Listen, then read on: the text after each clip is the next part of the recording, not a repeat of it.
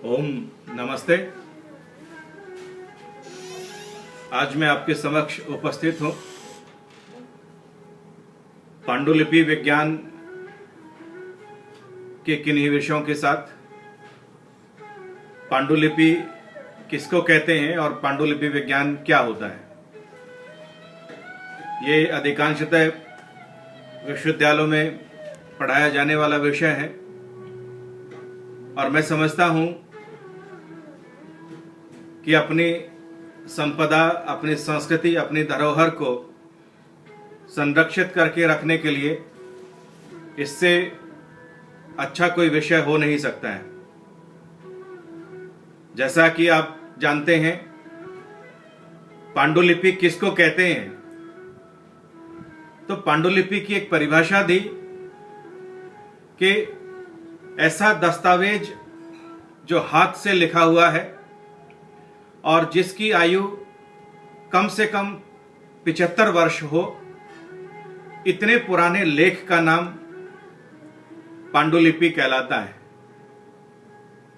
यह पुस्तक के रूप में हो सकता है, ग्रंथ के रूप में हो सकता है, पोथी, गुटका, पट्टा, परवानिया, अनेक पत्रों के रूप में भी हो सकता है।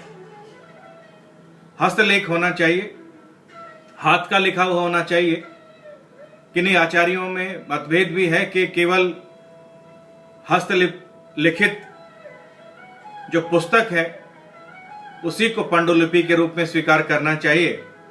पुनरअपि सामान्य तौर से विषय के विस्तार के लिए मान लिया जाए कि हाथ से लिखा हुआ लेख जो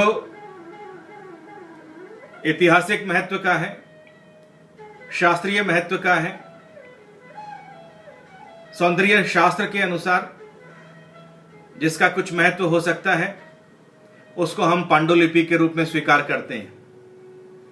जैसे एक ही लिपि अनेक बोलियों में, अनेक भाषाओं में लिखी जाती है। जैसे संस्कृत भाषा है, यह अनेक लिपियों में लिखी गई, गुरमुखी में लिखी गई, उड़िया में लिखी गई, कन्नड़ में लिखी गई, मलयालम में लिखी गई, तेलुगु में लिखी गई और अनेक जो बोलियां हैं, अनेक जो भाषाएं हैं, उनमें लिखी जाती है। उसको हम पांडुलिपि के रूप में स्वीकार करते हैं। अंग्रेजी में इसको मैन्युस्क्रिप्ट, यूनान की भाषा का शब्द है मैन्युस्क्रिप्ट। मैनु हाथ के लिए प्रयोग किया गया और स्क्रिप्ट जो है वो लिपि के लिए प्रयोग किया गया। लिपियां अनेक प्रकार की हो सकती हैं। अधिकांशतः भाषाओं के अंदर प्राचीन आचार्यों ने जो लेख लिखे, जिन जिन लिपियों में लिखे, हाथ से लिखे, सुंदर लेख के द्वारा लिखे, चित्रकारी करके लिखे, कसीदाकारी करके लिखे और जो ज्ञान से पूर्ण, जो व्यक्ति के सर्वांगीण विकास के लिए लिखे गए, उनको पांडुलिपि के रूप में स्वीकार किया गया। अब प्रश्न यह उठता है कि यह पांडु क्या है और लिपि क्या है। अनेक ग्रंथों में अलग अलग प्रकार की परिभाषाएं लिखी गई, जिसके लिए कहा कि यह पांडु क्या है, तो बताया कि यह पुल्लिंग शब्द है, पड़िगतौ धातु है और उणादि कु प्रत्यय इसमें लग करके पांडु शब्द निष्पन्न होता है। जिसके लिए कहा गया कि शुक्ल पीत मिश्रित वर्ण पांडु, जो पीला नहीं है, जिसमें कुछ शुक्लता है, श्वेत है, श्वेत आभा है और थोड़ा सा पीत वर्ण भी साथ में लिए हुए है। इन दोनों का मिश्रण है। और एक और परिभाषा दी जिसमें कहा सित पीत समायुक्तः पांडुवर्णः प्रकीर्तितः। सित और पीत, थोड़ा सा सफेद, थोड़ा सा पीला इन दोनों का जो समायुक्त, जिनका ये जो मेल है, जो हल्का हल्का पीत आभा लिए हुए है, पांडु वर्ण का है, उसको पांडु के नाम से कहा गया। और प्राचीन ग्रंथों में देखें तो महाराजा पांडु का वर्णन मिलता है। आयुर्वेद के शास्त्रों में पांडु रोग का वर्णन मिलता है। और शास्त्रीय दृष्टि से देखें तो पीत संवलित शुक्ल, पीले से कुछ मिला हुआ, बहुत पीला भी नहीं है, बहुत सफेद भी नहीं है, दोनों का मिक्सचर है, इसको हमने पांडु कहा। अंग्रेजी में कहें तो इसको येलोइश व्हाइट के नाम से हम कह सकते हैं। और संपूर्ण सफेद भी नहीं है, संपूर्ण रूप से पीत भी नहीं है, दोनों को मिला के यदि बना लिया जाए तो उसको हम पांडु के नाम से कहते हैं। लिपि शब्द का क्या तात्पर्य है? लिपि का मतलब लिप धातु से बना है, इन प्रत्यय करके लिपि शब्द बनता है। साहित्य में लिपि और लिपि, इन दोनों शब्दों का प्रयोग मिलता है। लिपि का मतलब है लिखित वर्णम, लिपि का मतलब है लिखितम, और लिपि का अर्थ है अक्षर संस्थानम, लिखनम, लेखनम, अक्षर विन्यास, अक्षर संरचना, लिपिका, शब्द रत्नावली, लिखित पुस्तक आदि, इनको इस प्रकार के नामों से कहा गया। इसी को जब लोक में देखते हैं तो लिपिकार, लिपि करने वाला, एक कोई हाथ से लिखी हुई किताब है, दूसरा उसको अपने हाथ से दूसरा बना लेता है, लिपिकार कहलाता है। और लोक में ले जाएं तो जब अपने यहां होली आती है, दिवाली आती है, कोई विवाह आदि परिवार में जब कोई नया उत्सव आता है, उस समय पर अपने घरों में लिपाई और पुताई कराते हैं कि भाई इस पर सुंदर सी दीवार पर लिप दे इसको। प्राचीन समय में हमने देखा कि घरों में कच्चे घर होते थे, उसको गाय के गोबर से और मिट्टी से लीप दिया जाता था, और उस लेपन के बाद उस घर को सुंदर दिखाने के लिए, बनाने के लिए उसके ऊपर कुछ चित्रकारियां कुछ की जाती थी, कुछ फोटोग्राफ्स बना दिए जाते थे, कुछ मुद्राएं बना दी जाती थी, कुछ लेख लिख दिए जाते थे। तो ऐसे लिपि, सामान्य रूप से लीप देना, जिस प्रकार से घरों में माताएं चूल्हे और चौके का लेपन करती हैं, उस प्रकार से लेपन करना। आपने शायद कभी लिखी होगी, जब हम छोटे थे, स्कूल में पढ़ते थे, उस समय तख्ती का प्रचलन होता था और कलम का प्रचलन होता था। ये तख्ती और कलम, तख्ती को मुल्तानी मिट्टी से लीपा जाता था, और उस लेप के बाद, सुंदर लेप के बाद, जो लकड़ी की तख्ती है उसके ऊपर लिखा जाता है, अक्षर विन्यास किया जाता है, वर्ण रचना की जाती है, शब्द रचना की जाती है। और यह उस बात का भी द्योतक होता था कि जो बच्चा विद्यालय में पढ़ करके गया है, हाथ में तख्ती घुमाता हुआ आ रहा है, उसकी तख्ती को देख करके उस बालक की बौद्धिक रचना, उस बालक के बौद्धिक विकास का भी अनुमान आप कर सकते हैं। वो कोरी तख्ती लेकर गया था, कोरी लेकर आ रहा है, एक तरफ अक्षर विन्यास किया हुआ है, वर्णमाला लिखी हुई है, दूसरी तरफ कुछ गणना के लिए कुछ लिखा हुआ है। तो समझ में आता था कि ये विद्यार्थी पढ़ करके आया है। तो इसी प्रकार से लिप जो शब्द है वो लेपन के अर्थ में, और जब आप लिप्यासन तैयार करते हैं, लिपि लिखने का जो आसन है, जो स्थान है, उसको भी तैयार करते समय लेपन किया जाता है। जैसे ताड़पत्र है, आप तैयार करते हैं तो उन ताड़पत्रों के ऊपर लेपन किया जाता है।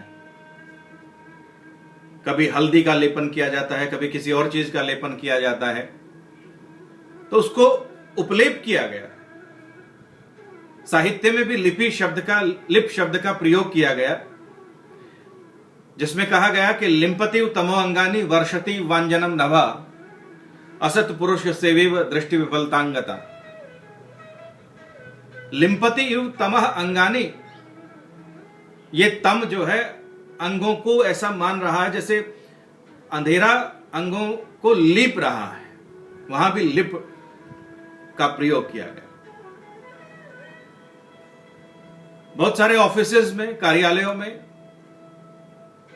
पहले जिनको कहा जाता था ये लिपिक है, लिपि को करने वाला, लिपिम करोति थी, लिपिकरः, लिपिकः।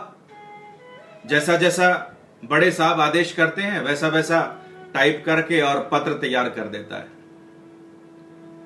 लिपिकार भी है और उसके लिए दीपिकार शब्द का भी प्रयोग किया गया। दीपन करता है, जो भाव है उनका दीपन करता है, प्रकाशन करता है। और उसको लिपिकार, बकार, लिपिकार के नाम से भी जाना गया, लिपिकार के नाम से भी जाना गया, लिपिकः इस नाम से भी जाना गया। बाद में वो जाकर के कार्यालयों में अंग्रेजी में क्लर्क हो गया। तो ऐसे करके उसको लिपि के नाम से जाना गया। उसी को जैसे हम पेंटिंग है, आर्ट है, आर्ट ऑफ राइटिंग है, कैलीग्राफी है, या जो लेटर्स हैं, अल्फाबेट्स हैं, और राइटिंग जो मैनर ऑफ राइटिंग है वो लिपि कहलाता है। अनेक भाषाएं, अनेक प्रकार की लिपियां, अनेक प्रकार के वर्ण, अनेक प्रकार की लिखने की कला। कुछ लिपियां ऐसी हैं जो बाएं से दाएं की तरफ चलती हैं, जैसे हमारी हिंदी है, संस्कृत है, अंग्रेजी है, पंजाबी है।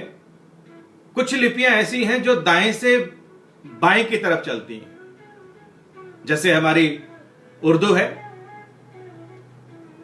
अरबी आदि हैं। तो इस प्रकार की जो लिपियां हैं वो राइट से लेफ्ट की तरफ चलती हैं।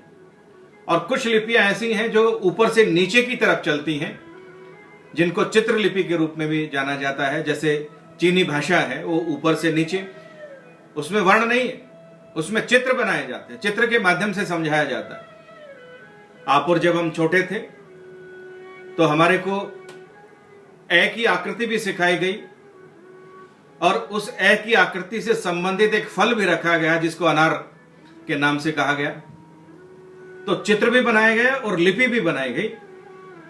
इसी को हम चित्र लिपि के नाम से जानते हैं। आपको एक चित्र दिखाया, ऐसा ऐसा चित्र, और उसकी लिपि ऐसे ऐसे इसको बनाना सीखना है। अंग्रेजी में ए दिखाया तो उसके साथ में एप्पल भी आपको दिखाया। तो ऐसे करके चित्र और लिपि जब दोनों मिलकर के भाषा का बोध कराने में सहायक होते हैं। ये जो लिपि है ये कलात्मक भावना का प्रदर्शन करने वाली, पांडुलिपि जिसको हमने कहा, जिसको हमने हस्तलेख के नाम से जाना। कुछ एक आचार्यों ने कहा कि प्रेस कॉपी जिसको हम कहते हैं, जब आपकी पुस्तक छपने के लिए बिल्कुल तैयार हो और अंतिम जो उसका स्वरूप हो, उसको मैन्युस्क्रिप्ट कहते हैं। यह आधुनिक काल में आकर के इस प्रकार की परिभाषा हो गई। अन्यथा भारत में 1547 में सबसे पहला प्रेस लगा था, छापाखाना लगा था, जिसको गोवा में पुर्तगालियों ने लगाया था। उससे पहले हमारे यहां लेखन की जो परंपरा थी वो लिपिकार और दीपिकारों के रूप में थी।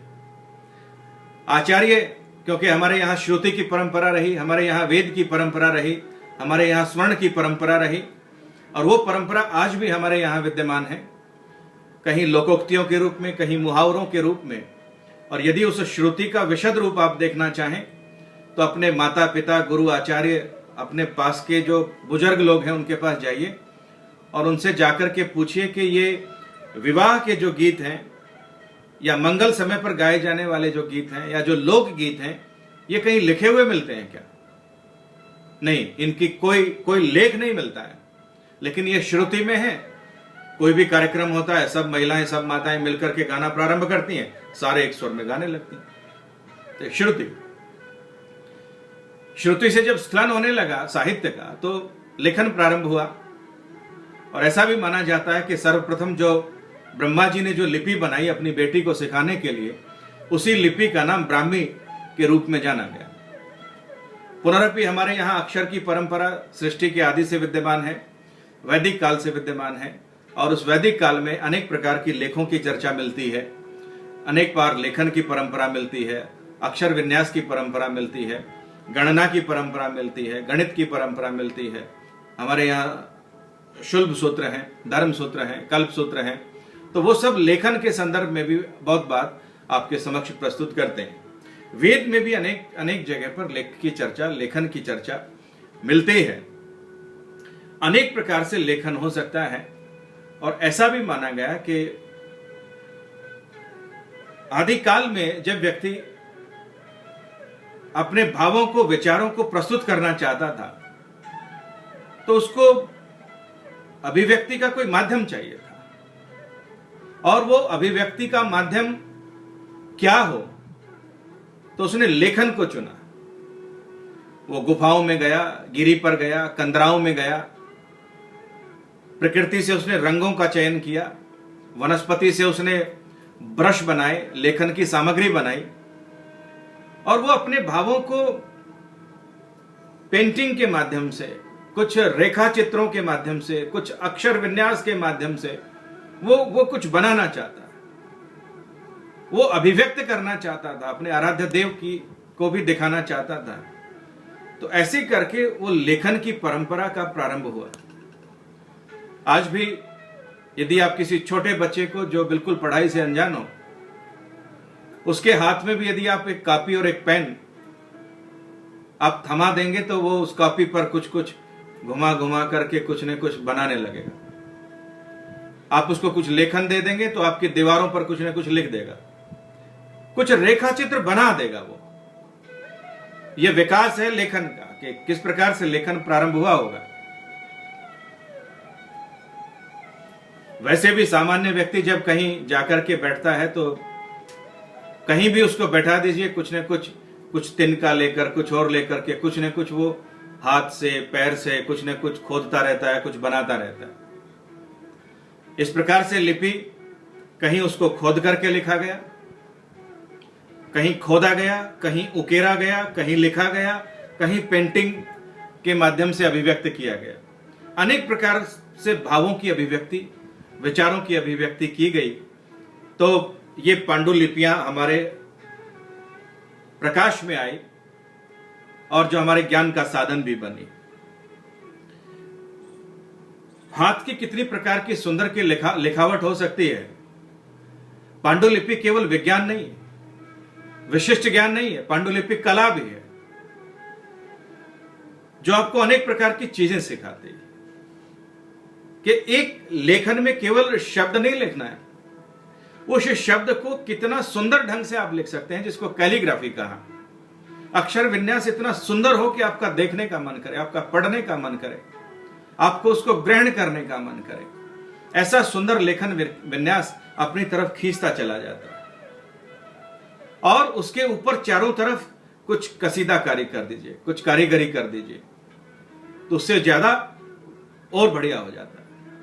छोटे छोटे बच्चे जिनको कॉमिक्स पढ़ने का बहुत शौक है, तो ये उनके मनोविज्ञान को जानते हुए उन लोगों ने तैयार किया कि जब चित्र भी और लिपि भी दोनों होते हैं, तो बच्चों को भाव समझ में आने वाला, उसको ज्यादा अच्छे से पढ़ता है। बहुत कुछ तो चित्र समझा देता है, और जो रहा सहा है वो लिपि समझा देती है। तो चित्र और लिपि इन दोनों के माध्यम से भाषा सीखता है, लेखन सीखता है, कला सीखता है। बहुत सारी लेखन की विधाओं को सीखना, समझना और उसका प्रयोग करना आता है। जिस प्रकार से मैंने चर्चा की कि कलात्मक लेखन, भावनात्मक लेखन, लेख, लिपि, उसमें अनेक चीजों का प्रयोग होता है पांडुलिपि में। लिप्यासन, कागज तैयार करना, लिपि का आसन तैयार करना, और उसके लिए लेखनी का तैयार करना, सुंदर सुंदर लेखनियां तैयार करना। कैसे आप बारीक लिखते हैं, मोटा लिखते हैं, पतला लिखते हैं, सरकंडे से कैसे आप लेखनी बनाना जानते हैं। लेखनी विन्यास अपने आप में एक लेखनी का बहुत बड़ा इतिहास है, जहां से लेखन की परंपरा हुई। मयूर पंख से लेकर के कैसे वो हमारे आज इस पेन तक आकर के टिकी है। तो वो एक भावनात्मक रूप भी है, लेखन की परंपरा भी है। उसी प्रकार से स्याही का तैयार करना, स्याह वैसे भी कृष्णेतर के लिए प्रयोग किया जाता है, श्वेतेतर के लिए प्रयोग किया जाता है, अनेक रंगों के लिए प्रयोग किया जाता है। स्याह मूलतः काले के लिए प्रयोग किया गया, लेकिन स्याही के रूप में लाल, नीला, काला, पीला, हरा, सुनहरा, ये सब आकर के पश्चातवर्ती समय में, परवर्ती काल में स्याही के नाम से, समान धर्म होने के कारण से, समान भाव होने के कारण से उसको स्याही के नाम से हम कहने लगे। और पांडुलिपि में ये उत्कर्ष होता है कि उस पांडुलिपि में किस प्रकार से सुंदर शीर्षक बनाए गए हैं, मंगलाचरण किस स्याही से लिखा गया है, मूल कंटेंट किस स्याही से लिखा गया है, शीर्षक उपशीर्षक किस स्याही से लिखे गए हैं, और जितनी भिन्न भिन्न प्रकार की स्याहियों का प्रयोग उसमें होता है, उतना आपका लेखन उत्तम माना जाता है, उतना उसको पढ़ने में विद्यार्थियों का इंटरेस्ट होने लगता है, उतना भाव से वह बच्चे पढ़ने लगते हैं। इसलिए जब पहली, दूसरी, तीसरी क्लास में जाके देखें तो जितने रंग बिरंगे कायदे उन बच्चों के मिलते हैं, पठन पाठन की पुस्तकें मिलती हैं, उतनी जाकर के आपको 10वीं, 11वीं, 12वीं BA और MA में नहीं मिलते, क्योंकि आप सीख चुके हैं उसको, आपको भाषा सिखाई जा चुकी है वर्णों के माध्यम से, अनेक रंगों के माध्यम से, अनेक शीर्षकों के माध्यम से, चित्रलिपि के माध्यम से। तो उसी प्रकार से सुंदर स्याहियों की मैं कभी फिर आपसे चर्चा करूंगा कि स्याही और कागज कैसे बनाए जाएं, स्याही और लिप्यासन कैसे बनाए जाएं। इसका भी एक बहुत अच्छा इतिहास, बड़ा रोचक इतिहास है। अनेक कहानियां, कथाएं उनके साथ जुड़ी हुई हैं, स्याही बनाने से, कागज बनाने से, पत्र बनाने से। और उसी प्रकार से वेस्टर्न, टांकी, शीर्षक, मंगलाचरण और पुष्पिका, प्रारंभ में मंगलाचरण लिखना और अंत में पुष्पिका लिखना। यह पुष्पिका किसी भी पांडुलिपि का ब्लैक बॉक्स है, जो आपको बताता है कि इसका लेखक कौन है, लिपिकार कौन है, दीपिकार कौन है, गुरु कौन है, किस काल में, किस नक्षत्र में, किस दिनांक में, किस तिथि में, किस पक्ष में, किस देश में, किस राजा के यहां बैठ करके यह पांडुलिपि या इसकी लिपि की गई, या इसका भाष्य किया गया, या इसको लिखा गया। तो ये अपने आप में पुष्पिका सब कुछ फलीभूत कर देती है, अनेक रहस्यों का उद्घाटन कर देती है। जब हम पांडुलिपि के अंत में जाकर के, किसी अध्याय के अंत में जाकर के, या पांडुलिपि के अंत में जाकर के जब हम देखते हैं तो समझ में आने लगता है। और कहा कि पांडुलिपि के जानकार को किस किस भाषा का विद्वान होना चाहिए, कैसे आप पांडुलिपि के अच्छे जानकार हो सकते हैं। तो कहा कि आपको डिप्लोमेटिक्स का जानना जरूरी है, पट्टा परवाना विज्ञान जो है, जो राजाओं के यहां फरमान लिखे जाते थे, परवाने लिखे जाते थे, उनका ज्ञान होना जरूरी है। उसके लिए भाषा का ज्ञान होना जरूरी है। जितनी भाषाओं के विद्वान आप होंगे, उतना आप पांडुलिपि की गहराई में जा सकेंगे। कहीं ना कहीं पेलियोग्राफी, जितनी लिपियां आपको ज्यादा आएंगी, पट्टा कैसे लिखा जाता है, परवाना कैसे लिखा जाता है, आप जाके पुरानी राजस्थानी जाकर के पढ़ना चाहेंगे, आपको नहीं समझ में आएगी। बहुत पुरानी हिंदी जाकर के देखेंगे तो वो इतनी सरल नहीं है जितना आज की आधुनिक हिंदी है। और आने वाली भाषा तो ऐसा मिक्सचर आ रहा है सब भाषाओं का कि उसमें अंग्रेजी के शब्द, हिंदी के शब्द, उर्दू के शब्द, उसमें कोई भेद ही नहीं बचा हुआ है। तो पेलियोग्राफी जो शुद्ध रूप से मूल भाषा है, संस्कृत मूलतः है, बाह्य शब्दों को कम स्वीकार करती है, अपने मूल भाषा पर रहती है, मूल सिद्धांतों पर रहती है, इसलिए संस्कृत के अंदर कम परिवर्तन हुए अन्य भाषाओं की बजाय। उसी प्रकार से भाषा विज्ञान का जानना, यदि आप भाषा विज्ञान नहीं जानते तो आप पांडुलिपि नहीं पढ़ सकते। कैसे उसमें ध्वनि परिवर्तन होगा, कैसे उसमें वर्ण परिवर्तन होगा, किस कारण से वर्ण परिवर्तन होगा, शिक्षा के कारण से, अशिक्षा के कारण से, ज्ञान के कारण से, अधिक ज्ञान के कारण से, क्षेत्र के कारण से, भाषा परिवेश के कारण से, अनेक कारण हैं जो भाषा के अंदर परिवर्तन पैदा करते हैं। तो उनको भी आपको जानना जरूरी है। तो आप पांडुलिपि शास्त्र पढ़ सकते हैं, समझ सकते हैं, पांडुलिपियों का स्वाध्याय कर सकते हैं। उसी प्रकार से आपको ज्योतिष शास्त्र का सामान्य रूप से, यदि आप ज्योतिष जानते हैं तो उसमें लिखा हुआ जो काल है, उसमें जो ग्रह है, उसमें जो नक्षत्र है, उसमें जो तिथि है, उसमें वार है, उसमें मुहूर्त है, और अंकानाम वामतोगति, अंकों को संस्कृत भाषा में उल्टा लिखा जाता है, उल्टे क्रम से लिखेंगे। तो इस प्रकार से जब तक आप उसको नहीं समझेंगे, जब तक आपको नक्षत्रों का ज्ञान नहीं होगा, जब तक ज्योतिष का ज्ञान नहीं होगा, तिथि का ज्ञान नहीं होगा, तो भी आपको दिक्कत होगी। इसलिए थोड़ा सा ज्योतिष का ज्ञान, ज्योति का ज्ञान, प्रकाश का ज्ञान, सूर्य सिद्धांत थोड़ा सा आपको समझ में आना चाहिए। कुछ गणित का आपको ज्ञान होना चाहिए, कुछ पुरातत्व साहित्य का ज्ञान आपको होना चाहिए। किस प्रकार से अन्वेषण किया जाता है, कैसे पुरातात्विक जो चीजें हैं उनको संभाल करके रखा जाता है। तो ये आपको इतिहास का ज्ञान होना चाहिए कि जो ग्रंथ आप पढ़ रहे हैं ये किस राजा के संदर्भ में है, किस काल में लिखा गया है, या कई बार ग्रंथ से भी बहुत सारे ऐतिहासिक तत्वों का उद्घाटन होने लगता है। तो जब आपको इतिहास की जानकारी होती है तो ऐसे ऐसे तत्व भी उद्घाटित होते हैं जो अभी तक प्रकाश में नहीं आए हुए होते हैं।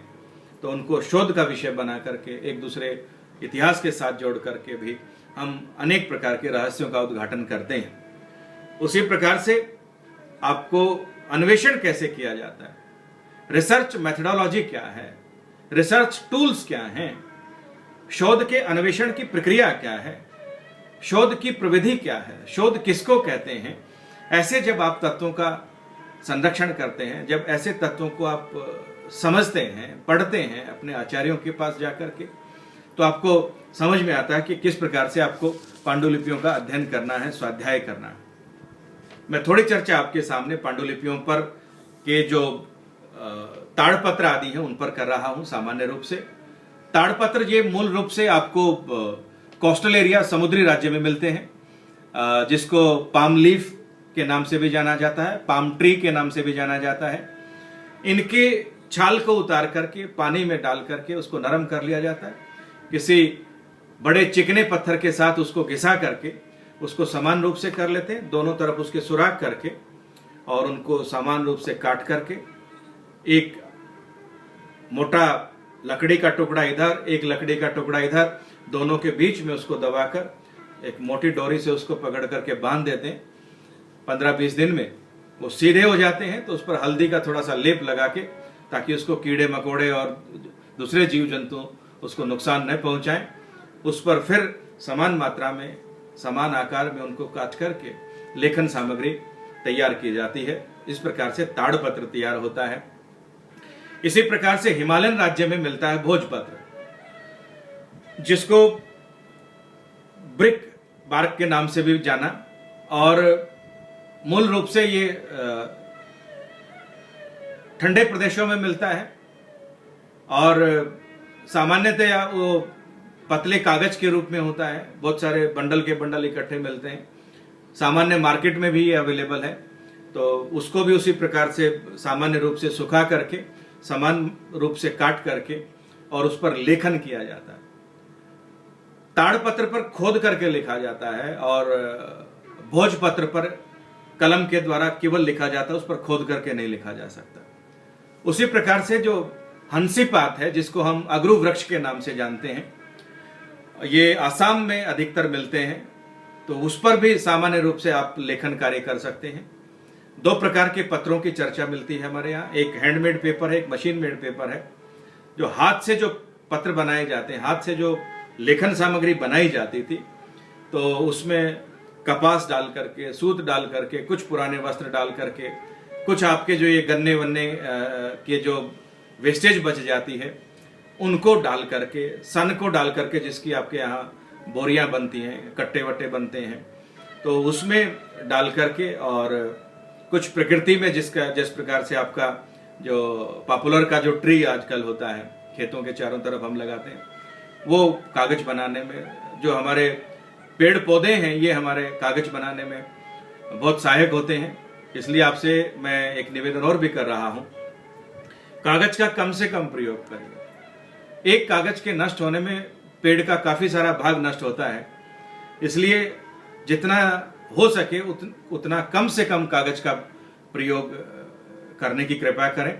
हम बहुत बार बिना बात की फोटोकॉपी या कुछ थोड़ा सा लिखा उसको काट दिया, तो जितना हो सके आप उसका संरक्षण करें, तो वनस्पति का संरक्षण आप जरूर कर पाएंगे।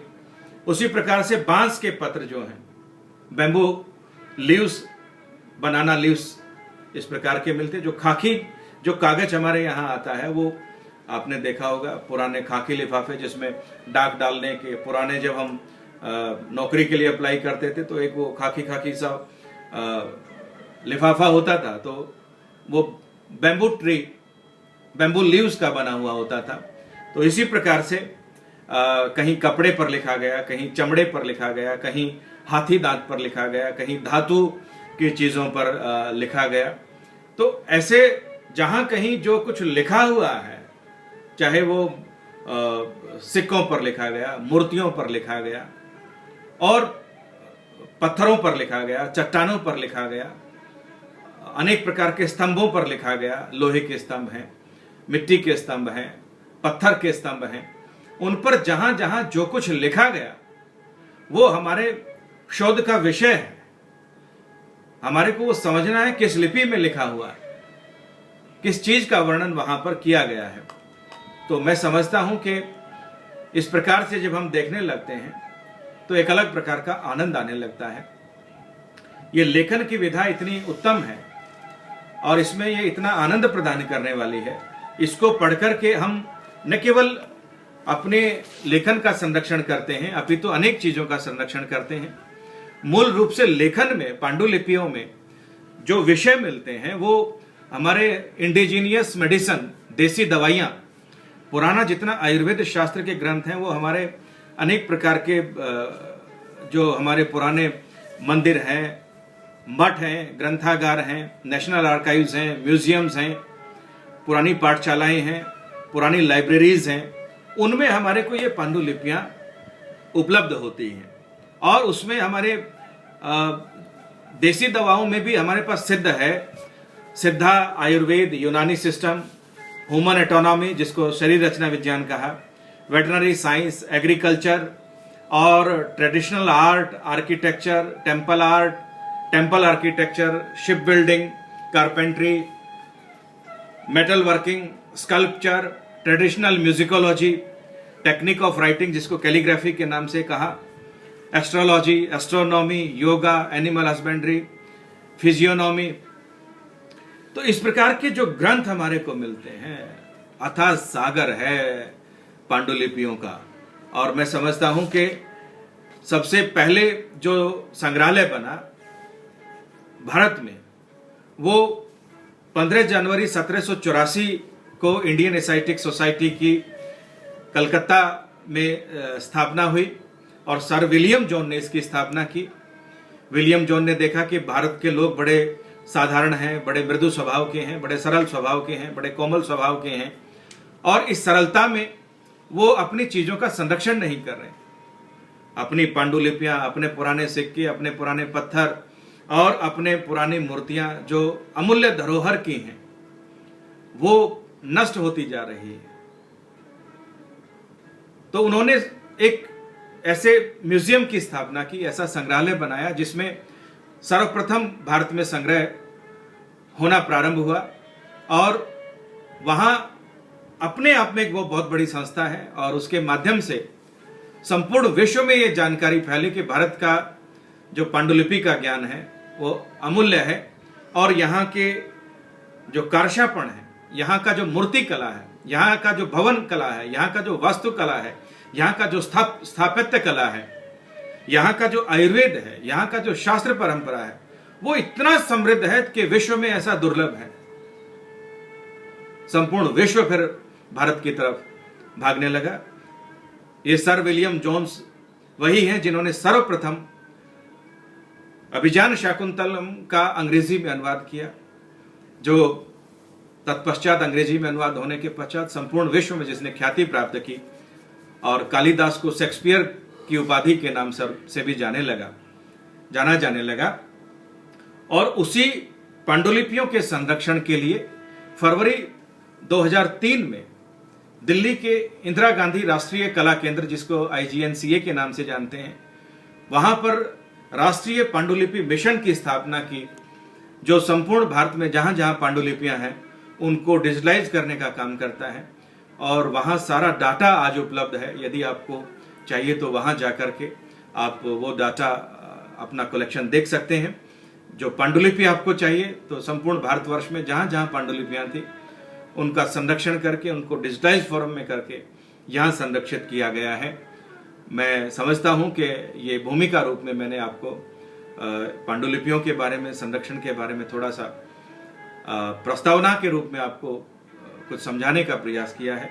और इसके आगे हम इसके 4-5 व्याख्यान मैं समझता हूँ कि आपके सामने मैं रखूंगा, जिससे आपको पांडुलिपियों के बारे में, इसके संरक्षण के बारे में, इसकी लेखन कला के बारे में, लेखक के बारे में, और किस प्रकार से पांडुलिपियों का अन्वेषण किया जाना चाहिए, वो पांडुलिपियों का संपादन किस प्रकार से किया जाना चाहिए, संग्रहण किस प्रकार से किया जाना चाहिए, लेखन किस प्रकार से किया जाना चाहिए, लेखक के क्या क्या गुण होने चाहिए, असली पांडुलिपियां कौन सी हैं, नकली कौन सी हैं, और कैसे हम लिपियों को सीखें, कैसे हम उसको अध्ययन करें, कैसे हम क्रिटिकल एडिशन तैयार करें, इन पर मैं कुछ शोध के संबंध में भी आपसे मैं चर्चा करूंगा।